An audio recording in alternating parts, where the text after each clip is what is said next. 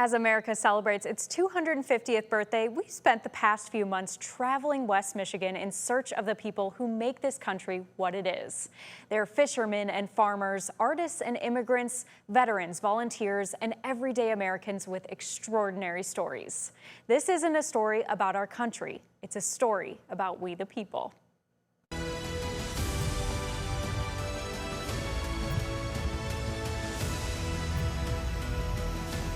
We the People is sponsored by North Point Bank. Welcome to our We the People special. I'm Riley Mack. First up, we figured it's fitting to start with a story about a greeting. We stopped by a classic Michigan institution to meet the man who may just be its heart. Jose Anleo would tell you he's not doing anything special, but everyone who walks through the doors of the Meijer on Alpine Avenue would disagree. Hello, how are you? Buenas noches. If a smile can really open doors, Hello, how are you? Hi. it's no wonder Jose Anleo Laura. ended up here. She's Laura. How are you today, guys? Hi, lady. Have a good night. Thank you. Que le vaya muy bien. Wonderful coming both. How are you? I am a greeter from Meijer Alpine number 20, and I am so excited to come here and do my job. I got the car, sir. Thanks so much. Have a great night. See ya. The people say hi and bye with a big smile, and I do the same, you know. And it brightens your day? Yes, for sure. Like most good things in life, Good night. Thank you. one day Jose just appeared. You actually showed up here with your resume and said, hire me. Yes, I come here, knock the door. How are you? Nice to see you. My name is Jose. I want to work here. I like the position of greeter, and I got it. That's awesome. Yes, I am so happy for that. Believe me. The feeling was mutual Oh, the customers rave about Jose. for Kate Macmillan. I'm the store director of the Alpine Meijer. I think the most common phrase I hear from our customer base is, I love Jose. When do we get to see Jose again? I can't wait to see Jose. Always nice to see you. One of the most positive, kind-hearted people you will ever meet. Hi, how are you, ladies? But long before he made a living out of saying hello, Hello, how are you? Hi. he had to say goodbye. I born in Guatemala. When did you move over to Michigan? The hardest part of chasing the American dream I moved in 2003. was leaving his other dream My 6 kids stay in Guatemala. behind. For 1 year, I was alone, and I talked to my kids, and believe me, it was incredible when I talked to my kids. My heart broken in pieces, more when I talked to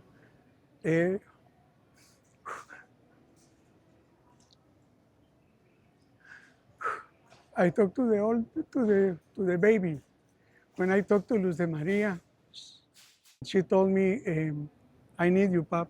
He came here to find work and build a better life for his family, even if it meant missing them. My kids do the same. Dad, I miss you. I need to see you. And well, one day was 28th of February of 2004, and I am so happy because all together again. The man who once felt so far from home Buenas noches. now makes sure no one else does. I make a lot of friends. Hey, here is the boy. How are you? Does it feel like you're where you're supposed to be? Yes, for sure. I love it, yes. I think he's just one of a kind. Hello, lady. How are you? Nice to see you. Good, thank you. He just brings that brightness to the building. Buenas noches. ¿Cómo está? Muy bien, gracias. America once opened a door for Jose. Hey, Nemia, how are you? Now, Bye. Have a good evening. Thank you. he opens one back. Hello, how are you? Hi. Hello. Hi, little missus. How are you tonight? Hello. Hola. Hi, how are you? For some, like Jose, a career begins with a job application. But for our next story, that was not the case. We'll introduce you to a man in South Haven whose career simply reeled him in. Give a man a fish. Anybody know what way the lake is? You feed him for a day. Teach a man to fish. He eats for a lifetime. Or in the case of Eric Schippa, Absolutely wonderful every time. 3. I'm a third-generation charter fisherman. Every morning. This is Eric's commute to the office. Just another fun part of the experience. Not over it. Here we go. Under it. I go under it 2 to 4 times a day, every day. We're headed into Lake Michigan from the Port of South Haven. We see this view about every day from 1st of April till about the middle of October. Definitely a good way to spend a summer. when I was a kid. That's all that was on my mind. Kind of almost once it gets in your blood, it's kind of hard to get out. Hard to get out. Ready to rip? And easy to understand. Why? We made it. Why do I like this spot? Because we don't have any gas to go any further. For Eric, these lines don't just run into the water. They run in the family. Began with my grandfather. There's Eric's grandfather, Lyle, in one of the first Shippa charter boats. Shippa's Marina. It's my grandmother and grandfather's charter service in Saugatuck. In '66, the salmon were put in here, and in '68 is when they started fishing them. My understanding, my grandfather was one of the first. Being third generation, it really helps out here because I get all of their knowledge, you know. What this is an Adeline. This is an extra When did you line. know that this was something you wanted to do too? As a kid, started first mating with my cousin at the age of 7, and then the minute I was 17, I took my captain's license, and here we are at West Michigan Charter Fishing. I guess I always knew. Yeah.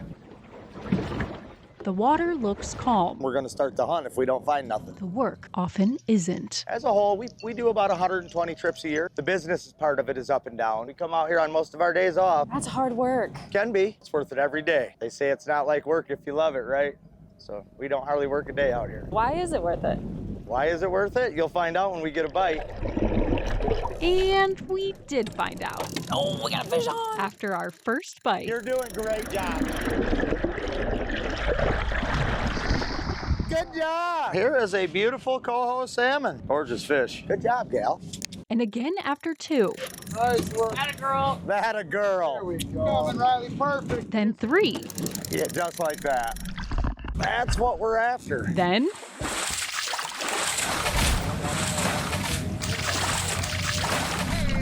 11. Every day is a perfect day fishing. The only thing we didn't need to catch, Definitely feels good to be back. the fishing bug. Yeah. Eric's was contagious. Today was perfect. You can't count on much in this business, but 2 things. Stay anchored. What does it mean to carry on something that your grandfather started? The lines that lead outside of the boat, Oh, you know he's looking down, smiling. and the lineage within it. I feel like I'm where I'm supposed to be.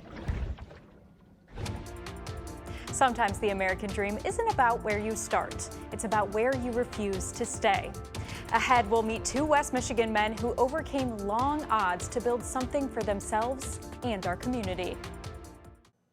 The American story is often one of hard work, resilience, and second chances. Our next story highlights a Muskegon Heights leader who embodies all 3. Here's the incredible story of a local leader who went from cell block to council chambers. For his entire life, he has stood before closed doors, before barriers, before darkness. Because before he ever sat in this seat, William Kitchen sat in a prison cell. 21 years straight. Words are what define us. I come from the worst titles that you can think of. Inmate, convict, felon. But William was once defined by a sentence. I was charged with armed robbery and felony firearm. So I was sentenced to 11 to 40 years. Charged as an adult. Sentenced as a child. And that was starting at 14 years old. 14. I was in an overprotective household, and so I started to venture off into the streets a little bit. I should have stayed at home. But by just 18 years I old, couldn't remember what that felt like. William didn't know what home was. Once you get inside of prison, it's a whole different world. You have to adjust and adapt. I became violent. The Michigan Department of Corrections had designated me as a gang leader. So I did an additional 10 years based off of my misconduct and sent me into maximum security prisons, 23-hour lockdown. And I did that for about 16 years. I've spent at one point 2 years just in the hole. There had to be a level of almost insanity just to make it through the day. It felt like every part and every piece of me was broken. I hold myself accountable for the decisions that I made. But if I knew better, I would have done better. Now 40 years old, William has spent more than half his life I didn't go to prom, graduation. I just got my first car. behind locked doors. I missed all of it. But wait until you hear what he did when one opened. One of the greatest moments of my life. A judge once handed William Kitchen a sentence But at a 2025 city council meeting, a judge handed him something else. Surreal. A seat at the table. I'm sitting in the conference room with the city council, keys to the city hall. Running for city council. After doing 21 years in prison. And winning. Surreal. Every precinct. Surreal. After his release, William mentored at schools across the county. Try my best now to deter them from the path that I took. And went back to school himself on a full-ride scholarship. Blew my mind. Living in a freshman dorm at 36. While I did have my moments where I felt insecure, not worthy, I still made the best of it. I wanted to learn as much as I could. He was done serving his time. He decided instead to say that I'm a city councilman in a city that I love. To serve his city. Carry it as a badge of honor. For years, he was defined by a sentence. A lot of people who come out of incarceration, they're ashamed. Today, William Kitchen is writing his own. It's something that I've allowed to now be my motivation. If that can happen for me, that can happen for any one of us. Second chances are at the heart of our next story, too. Andy Havemeyer grew up in his grandfather's bakery, learning the ropes. His path forward looked obvious until it didn't. At Hall Street Bakery. Most of the time in the morning when you open, the bread is still warm. Most people come in and they're like, oh my God, it smells so good, that bread. Bread is baked, starting from scratch. Heard. It does still just smell like work to me, you know? Andy Havemeyer knows something about that. Every night, I wanted to go to sleep to end that day, but I also didn't want to go to sleep because I knew I would just wake up and it'd be another day of the same struggle. But to understand how he ended up here, it's really the lack of hope. We must first look at where the recipe begins. So my family owned Herman's Boy, so I kind of grew up in this industry. There's Andy riding in the back of his grandfather Floyd's car. On the schedule at 11 and helping customers and all stuff like that. The same grandfather who opened a different bakery and gave him his first chance. By the time I left Herman's Boy, which was 2017, a first chance. It was pretty bad with both pills and alcohol. He would squander. It gotten so bad that I said I'm leaving, and they said, okay. 2019, I was homeless for a few weeks, and that's when I walked into the doors at Guiding Light, a recovery place. Just as good bread requires patience. Lived there for 8 months. So does becoming who you're supposed to be. Kind of just saw this place come up. I don't know if I want to get back in the same industry, but I'm going to take this interview at least for practice. I met with owner, I met with Jim. When you see his resume and it has the address, former owner Jim McClure, you know they're going through something. Hey, I'm literally living downtown at rehab right now. We still hired him. Everybody has struggle, and you can't be afraid of hiring a person with struggles. It was a chance. It was definitely a big chance that he took on me. He was hired to work at the bakery. Did you ever think back then that that would lead to this? Never knowing one day he'd own it. We decided that we were going to look into selling the businesses. Andy was the one that felt he could do it. Now celebrating 3 years as the owner of Hall Street and Wealthy Street Bakeries. I've been very blessed. I don't want to let them down. I don't want to let myself down. He found his footing in a bakery. Again. Then he found Andrea. Again. She was an employee at Herman's Boy 15 years ago, and I posted something like 1 year sober or something like that, and she had been sober for about a year then too. We'll call that full circle. Just met for coffee. 14 months later we were married. 18 months later we had our first son. His name is Floyd, after my grandpa who started Herman's Boy. His life experiences have given him a quality that is pretty rare. Bread rises because of what's already inside of it. He's always risen to the challenge. It turns out, so do people. I just want to be a testament that you can get through whatever. The freedoms we enjoy in America's 250th year are built on service and sacrifice. Ahead, we'll meet a veteran who's continuing to give back long after his military career ended, and the women making sure the stories of vets stand the test of time. In its 250th year, a group of Muskegon County volunteers is making sure the men and women who helped build this country are never forgotten. They're digitizing military records dating back generations, preserving not just names on a page, but the stories behind them. you could never tell from the parking lot. I'm working on Liber 29. But inside this building, World War I. there's a war going on. Enlisted in Chicago, and we just flip it over. A war against one enemy nobody outruns. This guy was a bombardier. A war more urgent every day. The discharge date, August 10th, 1946. A war against the clock. Some of these things are 150 years old or more. It's a fight against time, for sure. Karen Frazier, President of the Muskegon County Genealogical Society. our general. We're currently indexing military records filed by veterans when they came home or came to Muskegon County. And this is something that has not been done before. That is correct. This file room, So we just crank it back. our front lines. We've done from here all the way to here. There's about 87 of them, and we're almost done with them all. The project we're working on now is been about 2.5 years. We each take a book. They're heavy and big and bulky. We put them in a spreadsheet. It's helping people as they're researching their family. We've done Civil War, World War I, still in World War II, with some Korean War included in that. Every week, these old records Jeng, G-E-N-G. fade Herbert George Jeng. a little more. Paperwork declines over years. And the people these documents belong to lost to time. They just are coming apart. But this trio says not on their watch. So that page is done. Documents On to the next page, and every book has approximately 500. belonging to those who fought to make it the land of the free 630 in yours. and the people, And we like getting together and talking every week. It makes the process more enjoyable. saving those documents for free. We are all volunteers, regardless if it's good or bad. You have to learn from your history to go forward. They served their country. A lot of them are already gone. Now this group serves their county. But this is another way for that service to be acknowledged. This is page 356. Each page belongs to someone who bravely answered the call Color of eyes, blue, to fight. 5 feet 11 inches tall. Now, after years of fading in a file cabinet, We're very proud. someone is finally fighting for them. And then when this project's done, we're ready to move on to the next. So. That group may be honoring veteran stories of the past, but our next story honors one that's still being written. You may have seen his children's show on PBS. You may have had his coffee in downtown Grand Rapids, but you don't know the incredible story behind community giant Michael Hyacinth yet.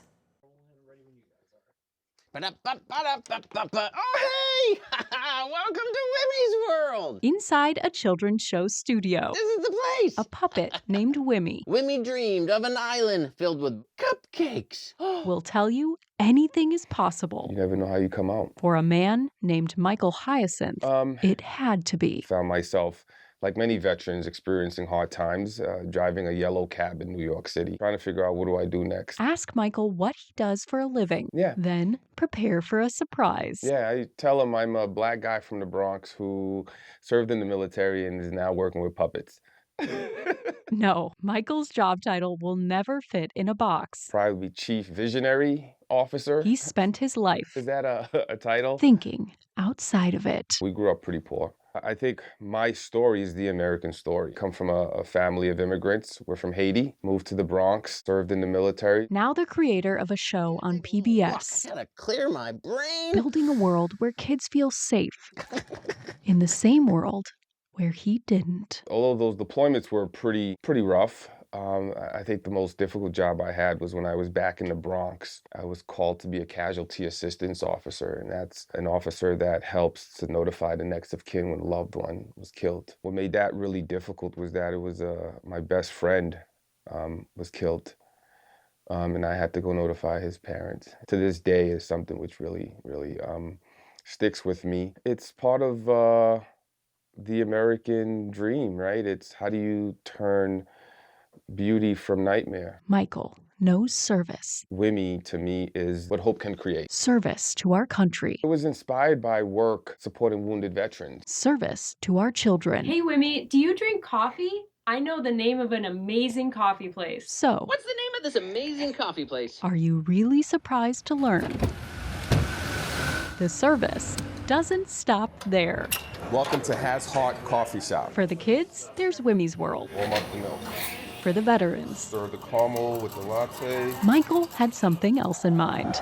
Veterans can come in and get a free cup of coffee. Coffee in the military is something that brings you back home. Michael co-founded a coffee shop where veterans can meet with designers to create art based on their service. So this design was created by a former paratrooper. From parachute to flowers. From serving his country. To be an American means to think about your neighbor. To serving his community. What better way to honor those who've not made it back by continuing to serve your fellow citizens? Some people finish their service and move on. We all can play a role in uplifting each other. Michael Hyacinth. From our veterans to our kids. Just found new ways. We all can play a role. To report for duty. Play yours.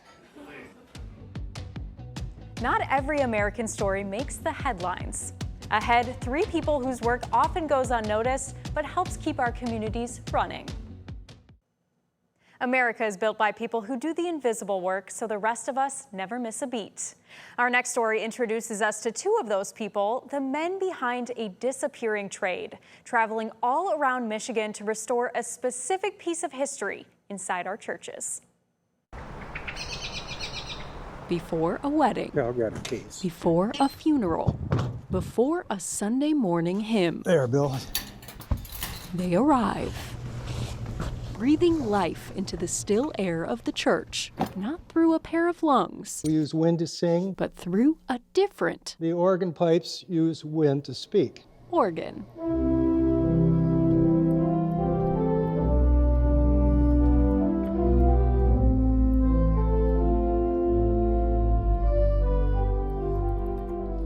A pipe organ, you can feel it. To watch people's faces light up when the instrument is played, it makes you feel like your job means something to somebody. You've heard of the American dream. Yeah, my name is Bill Swem. Now meet the guy living his... I am in the organ maintenance business. Pipe dream. I never thought growing up that it would be the job I would do. But my grandfather worked for the Michigan Organ Company. I can reach it from there, yeah. And then my dad followed in his footsteps. I just kind of grew up in it. I'm still here. Here. In a moment, you'll hear us tune these. A place where Guy Vanderwagen... She's being cantankerous. ...combines work... Sometimes that happens. ...and play.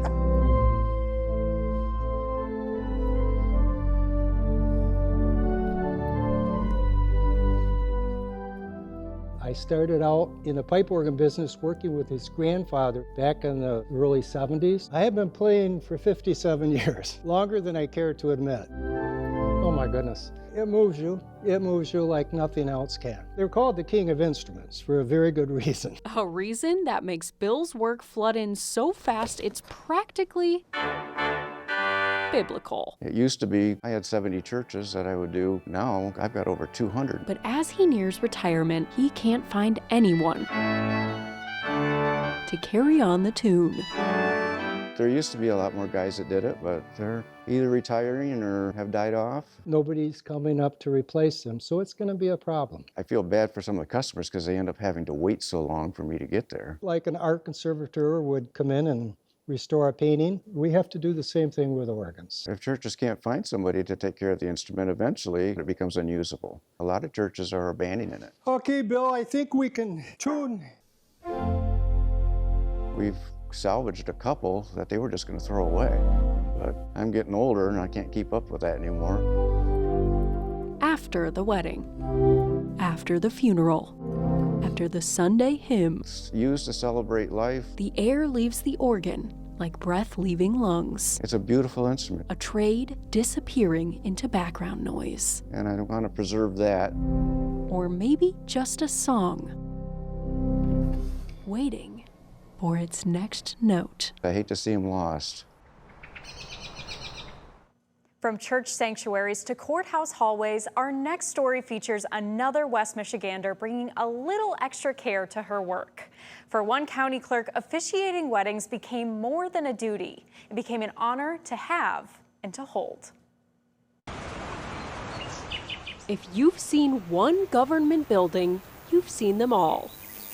Same lights, same sounds, same sights. A lot of times you do see that. It's cold and distant. But you haven't seen one. I didn't want it to be a typical clerk's office. Like this. I've always been called extra, but I think it's just the fact that I want to give everybody the quality that they deserve. Karen Bowie's county clerk office handles everything from the beginning of life We can access birth records to the end. Death records. I'm responsible for elections, concealed weapons permits for the entire county. We keep all of the oaths minutes for the county commissioner. Gosh, I do a little bit of everything. So it's no surprise there's one more role for the clerk to have. Part of your role as county clerk is weddings. And to hold. Yes.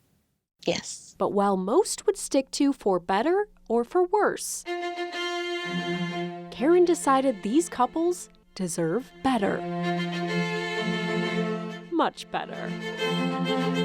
When people come to the county building, they did not expect to see a chapel.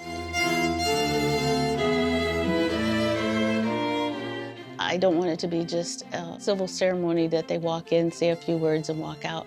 I want it to be memorable. I asked our administrator, was there a room that I could use to do weddings? And he was like, well, okay, what are you going to do to the room? I said, I want to make it like a real chapel. Karen got the room. Okay, friends. Now it seems all we need is a bride and a groom. We are gathered here today to celebrate the joining of Matthew and Victoria. She was working at this little store up in Whitehall that a lot of contractors stop into to eat lunch, and I seen her, and I had to go there to eat lunch for the next 20 days straight. Did you know that he was interested in you? Of course.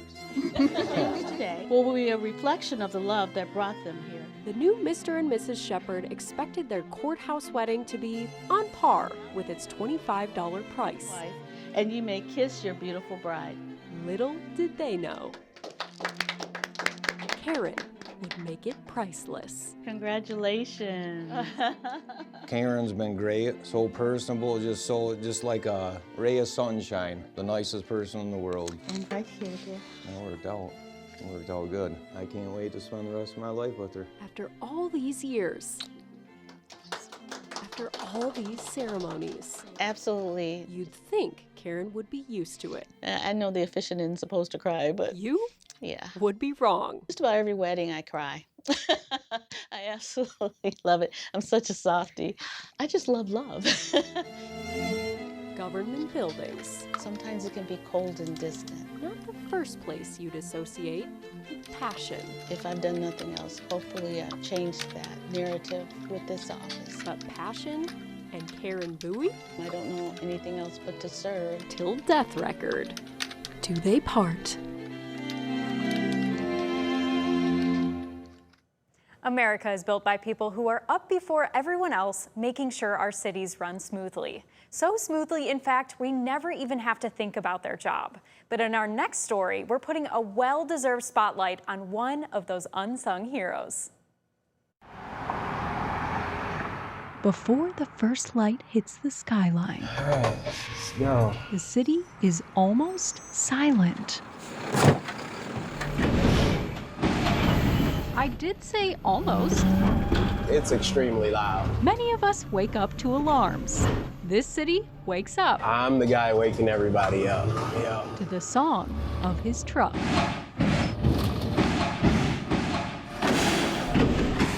You have to have that rhythm from can to can to get the job done. Yep, you know the sound of him, but now you'll know his name. My name is Courtney Taylor. I am a refuse collection operator for the city of Grand Rapids. I'm extremely passionate about my job. People don't think about that. It's not just a job. I am doing a community service. Love seeing the kids in the window asking for a horn. They're just in awe of the truck. Do you ever feel like you know people based on their trash? Absolutely. You find out some things about people. I'll tip some carts and I'm like, ooh, they had a good weekend. 900 stops on his route. Fuller and Ball, Spencer and Leonard. And still growing. All of the routes have expanded. The city is growing, has grown, it still is growing. And you are feeling that. Oh, absolutely. Makes the day a little bit longer. It's a hard day's work. Take it from Courtney. $13.59. Before Courtney takes it away. What would you say makes this job difficult? Weather, oh, it's sliding. It's just a sheet of ice. That'll wake you up. No such thing as a snow day. There has been a time where they pulled us off the route, but then we have to go get into a plow truck and plow the streets. No days off, no going home early. It's keeping the city running. Bin to bin, block to block, boulevard to boulevard. For those people who are closing the loop on a lot of different things, your trash, who's stocking the shelves at the grocery store. A song this city runs on, Unsung heroes. but never thinks to listen to. I think we should be more appreciative to those positions. Tomorrow morning, just as the first light hits the skyline, you'll hear him driving. I am serving the community. And now you'll know what drives him. That makes me proud. Coming up, we're going back to our roots.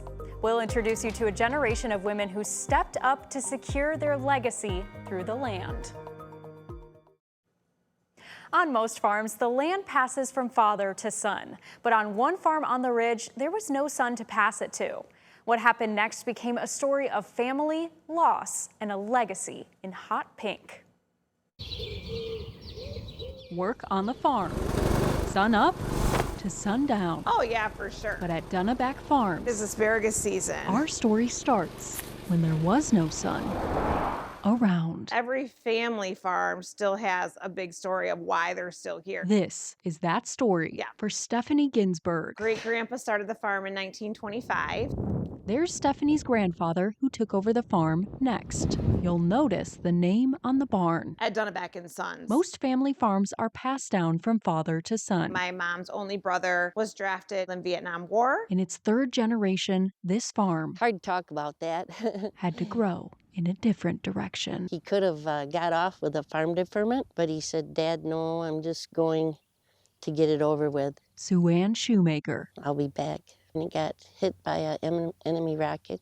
lost her brother, Mike. We sent a Western Union note to him telling that we loved him and we were praying for him. And the nurse read the letter to him and he died an hour after that. That name, a monument to their grief. It was just hard for Grandpa and Grandma to look up and see Ed Dunaback and Sons when their son was no longer with them. So a new one took root. They just decided, well, we should celebrate that we have our two daughters. So Aunt Pam climbed up and repainted the barn. All because Sue Ann climbed in the seat. My mom has been kind of a pioneer. She literally was the one running the farm. That's what I still do mostly out in the field. She's 73 and she does not slow down. Neither does the farm's fourth generation. I think it's kind of in the water around here. More girls. And then we've got the fifth generation coming up behind us. I have three daughters. I told you it's in the water. The name changed. And the color too. We really just leaned into, hey, we are a farm run by the girls. But one thing remains. The roots are the same, yeah. And the people who planted them, never far away. I know he's up there and so's my sister. They're looking down on us laughing. At all the things that us crazy girls are doing. But I think they would be very proud. Just as it has for 100 years.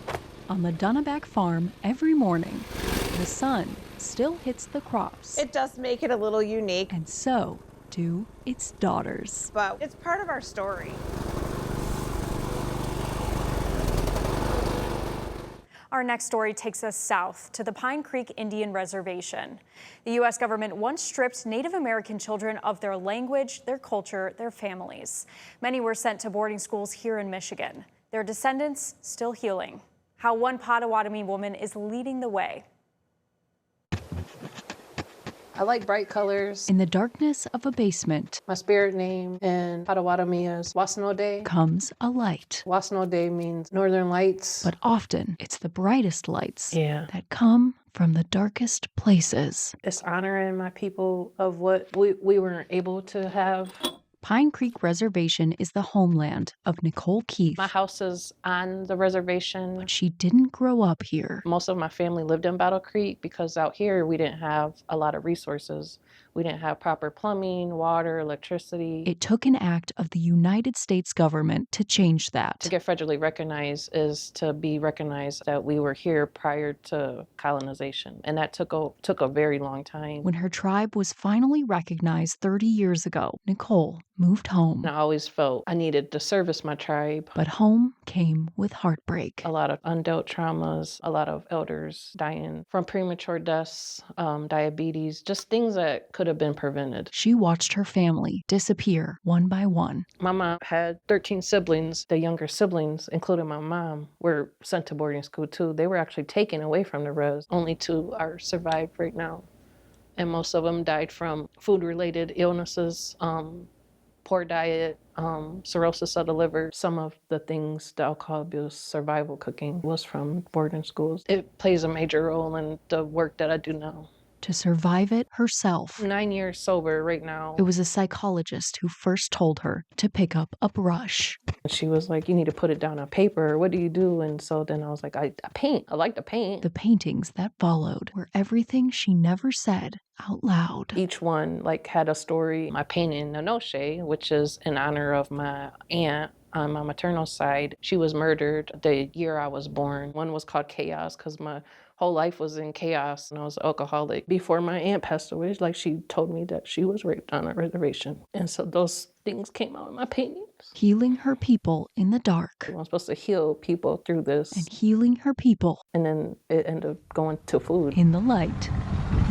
We're on Pine Creek Farms. It's just something that we're very proud of, and it has our name on it. I am the food sovereignty coordinator for the Huron Band of the Potawatomi. For years, she watched her people wither in a food desert. I just educate our people on healthy eating, bringing back our traditional foods. Now she cultivates a land that feeds. I can't believe that it's gone full circle. This is probably the most fulfilling job that I ever had in my life. She paints her people's past. What makes America is everybody. She grows their future. We are still here. Out of the darkness. Our people are still here. Blooms Pine Creek Reservation's Northern Light. I feel like I've accomplished something for my people.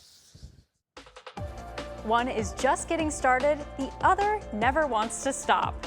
Coming up, a young man finding success in syrup and a longtime barber with no plans to hang up his clippers. There may be no more American story than building something from nothing. I met a young man who knows that better than most. He started with a handful of trees and an idea. What he's built since then? Well, it's pretty sweet. On a peaceful morning in Caledonia, 2 things break the stillness: what you drive and those who are driven. So this is one of our sugar bushes here. We usually come out here every day and collect all the sap from all the buckets. Take a good look at Grayson Hunterman. Well, you can. This is a walnut tree. He's going places. Chip some bark off. Going to collect sap from hundreds of walnut trees. Come out just like that and just tap her in nice and lightly. And there you have it. Going to haul gallons of sap back to the sugar shack to make his own syrup. So right here we are finishing a batch of walnut syrup. We'll get this full. Going to the shelves of your nearby grocery store. I am the founder of Twisted Tab Sugar Shack. Going to high school. I am 17 years old. I am a junior in high school. Yeah. That's Grayson at 13 with his 16-year-old brother, Quentin. I run the southern location here. My brother's in the UP running the other location. That's the year they started a business that is now nationwide. Couldn't even drive, just had my side-by-side and kind of got around collecting. But don't be impressed by those numbers. Wait for these. For our first year, we did 90 taps, and we did 22,000 taps last year. So yeah. Or maybe grew very quickly. These. School is from 8 to 3 o'clock roughly. So then from 3 o'clock to right around midnight, 1 o'clock sometimes. It's full-time job and full-time student, I feel like. And here? Okay. I got a full-time job now that I never thought I'd have. His workforce. We like going to the Bahamas in the spring. That don't happen no more. Yeah. It's maple syrup season. Parents Nicole and Ben. We thought, okay, this is a great opportunity for them to learn good life lessons. Never dreamed that it would jump and become so big. Press, you want to go to the Can-Am and grab a bucket? And younger brother. I guess I kind of just do whatever he tells me to. Preston. I would like to stay with it and help out more and more. Turned into a full-time family affair. There is one part of the operation Grayson is not allowed to touch. Not yet. We are at Twisted Tap Distillery. We use our flavor-infused maple syrups in our cocktail drinks. This is where we sell all of our retail products. Not a lot of people know what's behind the scenes of making maple syrup. A lot of hard work goes into something this sweet. There's a story behind every bottle. The syrup isn't bad either. These two boys at 13 and 16 were willing to make a lot of personal sacrifice. Here they are 4 years later, and they're, building something and live out the American dream. Walk around this side. Grayson Hunterman may be driven, but at 17 years old, So as you can kind of see, we're bowling a little bit in there. he's just building steam. We'll see where it takes us. Some are just finding their calling, but our next story found theirs a long time ago and never left. The pole outside of a Walker barbershop has spun for decades. We'll introduce you to the time-honored barber inside who has no plans to cut a new path. On the Kent-Ottawa County line, you'll find a road called Remembrance and a shop where a man Jeff, you're next. doesn't forget. Went to school with one of my sons. Yep. I don't have to tell him how to cut my hair. He just knows. I started cutting hair, around 79, 80? 79? Yeah. I had a guy come in the other day with his little boy. He said, this is the 5th generation that you've cut. I cut his dad's hair, his grandpa's hair, and his great-grandpa's hair. All right, Jeff. Yeah, I cut For so long, Bob Stevens a lot of hair. has helped the men of Walker keep up their appearance. How long have you been doing this? So long, 64 years. I cut his hair when he was working, now he's retired. That's right. his appearance I had apple blossom. has become part of Walker. Started when I was 19 years old. Haircuts were $1. Okay, Dale. Payday. $18. $17 for seniors. I'm next. You bet. This chair has been with me the whole time. I bought this one new. I don't really care for that new chair. Same chair, So I keep this old one. different hair. 50% of barbers got out of it in the 70s. Everybody went to the long Beetle haircuts. I'd have a guy bring his kid in, run out the back door. They didn't want a haircut. For a dying trade, business has a funny way of staying I alive. started 7:30 this morning. Guy here waiting for me when I got here, which they usually are. You're 83 and you work 10 hours a day, 5 days a week. Yes, believe me, I enjoy it as much or more than they do. Always happy. I don't know how he does it. That's because you love what you're doing. Then came a time Bob had to do some reflection. I just lost my wife last December. That's her picture right there. That's what keeps me going. The chair, he'll tell you, is cheaper than therapy. Never had that. Really. Guys will share stuff with me they probably shouldn't even share. Definitely a barbershop atmosphere, yep. It's kind of a gathering point. The hardest part Alrighty. is when the appointments Pretty painless, huh? stop. Over the years, of course, I've buried a lot of guys. I call on guys that end up in a nursing home. They'll say, can you come and cut my hair? And I say, sure. There's not a nursing home in town I haven't been to. I feel you owe that to them. Cut their hair for 30, 40, 50 years. Thanks a lot. And for a man who never forgets a face, You bet, Jeff. When are you planning to retire? he has no plans to let them forget his. It's not in my program. I don't plan on retirement. Someday, Bob will have to hang up his clippers. Life, even in older age, can keep going. But for now, there's still a stylist who makes the cut. And they say if you love what you're doing, you never worked a day in your life. On the Kent-Ottawa County hairline. And that's kind of what I go by. In our 250th year, you may believe our country is more divided than ever. But coming up, we prove there's still one thing uniting us. In its 250th year, many Americans say our country is more divided than ever. But maybe we can find some common ground if we just pull up a chair and listen. In the heart of downtown Grand Rapids, a symbol of the country's past stands. Okay, here we go. And in its shadow, a symbol of the country's future sits. What do you hope for America in the 250th year? Oh man, there's so many things that I hope for. Ready? Okay. For the future, I hope that I hope people start talking to each other again. A united country for everyone to get along in. 250 more great years. I think there's a lot of health challenges that America faces. Still the greatest country on the planet. And I just hope, on our 250th year, we could start to take that a little bit more seriously. Just be more peaceful, forgiving. Just more unity and less division, whether it be racial, religion. I hope that America turns to Jesus in its 250th year. Yeah. Step on up. Take a seat. I hope, man, racism to end. Man, I didn't choose the color of my skin. I'm indigenous Mexican American. So, number one, fairness and equality. I got a son going to college, and I'm afraid for him, to be honest with you. The melting pot has changed his ingredients. There's a lot of division. Has to do with people just not looking outside of themselves. Humans are humans. Treat everybody fair. They are human rights. I hope that people can come together and put aside their different opinions, treat one another fairly. The younger generation have to make sure that we're including everyone. And maybe the generation coming up now will latch on to that. I hope more people can become united and more kindness. Really leaning in to be courageous. Our generation is starting to form our own opinion. Courageous to stand up for ourselves, courageous to stand up for others. Compassion and kindness play a big role in that. Just be nice. Everybody just be nice. Continuing to build a life that's great for everybody. It's a simple solution, for real. Hopefully, celebrating 250 years, we're able to keep building towards a better place. Despite our differences, Do you have hope? there's one thing we can agree on. I do. I am hopeful. Absolutely. Very hopeful. For sure. I'm hopeful. Really hopeful. I'm hopeful. Hope in our country We have the power.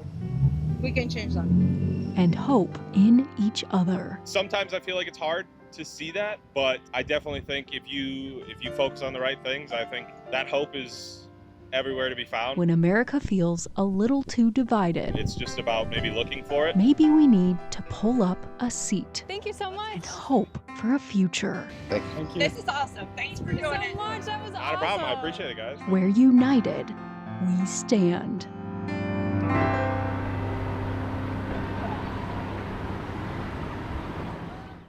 "250 years in, there's still work to be done. But across West Michigan, we've met people who remind us why that work is worth doing. In this milestone year and always, we're glad to be your neighbors. With your We the People, I'm Riley Mack.